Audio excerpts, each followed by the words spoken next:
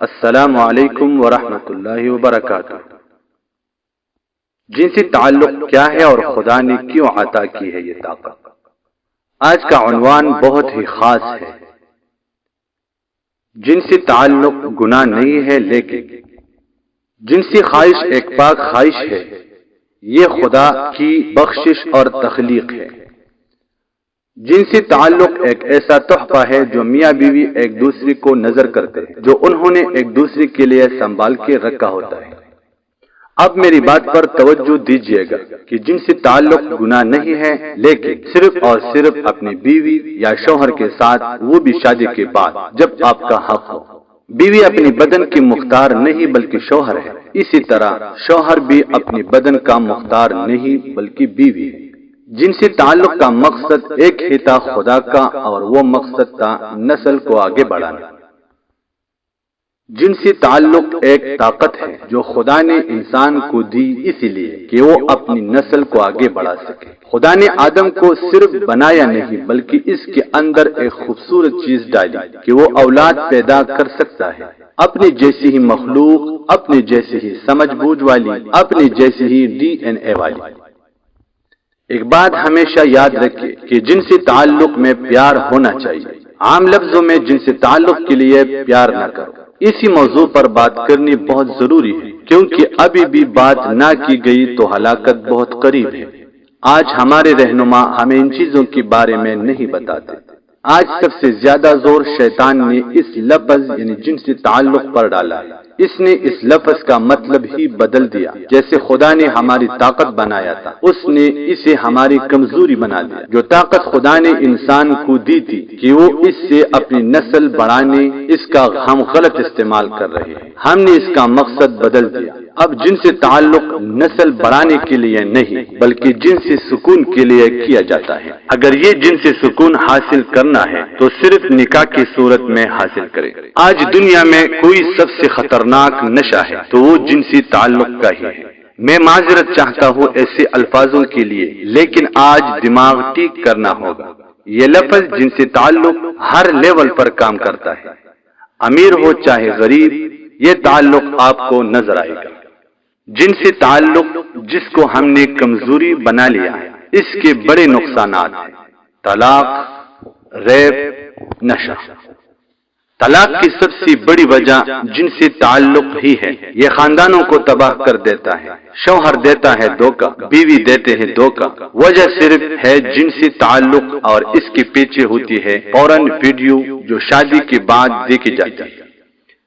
اب اس سے ہی بگاڑ پیدا ہو جاتا ہے۔ آپ سمجھ گئے ہوں گے کیسے وہ جو دکھتا ہوا ہوتا ہے۔ رات میں جب اس کی بھوک نہیں مٹتی تو شوہر گھر سے باہر جا کر اس لفظ یعنی جنسی تعلق پر کام سر انجام دیتا ہے۔ اسی طرح عورت گھر میں، آپ سمجھ رہے ہوں گے میری بات کو، یوں ہی بے وفائی کرتا ہے انسان اپنے شریک حیات سے، اور نوبت طلاق تک آ جاتی ہے۔ ریپ کی بھی سب سے بڑی وجہ یہ ہے کہ اس جنسی تعلق کے لیے چھوٹی چھوٹی بچیوں کی عزتوں کو پامال کیا جاتا ہے۔ ساری رات غلط ویڈیوز دیکھ کے انسان اپنی ہوس بچیوں پر، عورتوں پر، لڑکوں پر اور یہاں تک کہ جانوروں پر بھی نکالتا ہے۔ وجہ یہ صرف لفظ جنسی تعلق۔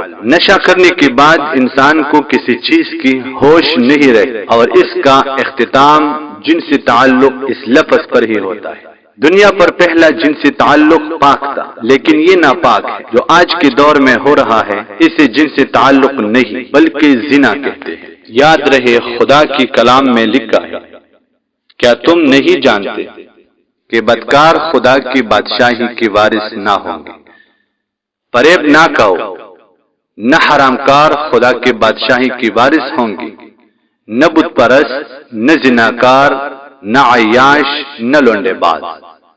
اور یہاں تک لکھا ہے کہ جو زنا کرتا ہے وہ خدا سے بے وفائی کرتا ہے۔ اے زنا کرنے والو، کیا تمہیں نہیں معلوم کہ دنیا سے دوستی رکھنا خدا سے دشمنی کرنا ہے؟ بس جو کوئی دنیا کا دوست بننا چاہتا ہے وہ اپنے آپ کو خدا کا دشمن بناتا ہے۔ ایک اس لفظ جنسی تعلق نے ہر ملک کو پریشان کیا ہوا ہے، حکومتوں کو پریشان کیا ہوا ہے، انسانوں یہاں تک کہ حیوانوں کو بھی۔ آج جن سے تعلق اتنا سستا ہو گیا ہے کہ ویب سائٹ پر مفت مل رہا ہے، اس لفظ نے انسان کو بہت نیچے گرا دیا ہے۔ جب آدم کو خدا نے پوچھا کہ تو کہاں ہے تو اس نے کہا میں ننگا ہوں، تو خدا نے انہیں چمڑے کے کپڑے بنا کر دیے تاکہ وہ اپنا جسم ڈھکے۔ خدا خود چاہتا تھا کہ انسان اپنا جسم ڈھکے، لیکن آج کل انسان اپنا لباس اتارتا جا رہا ہے۔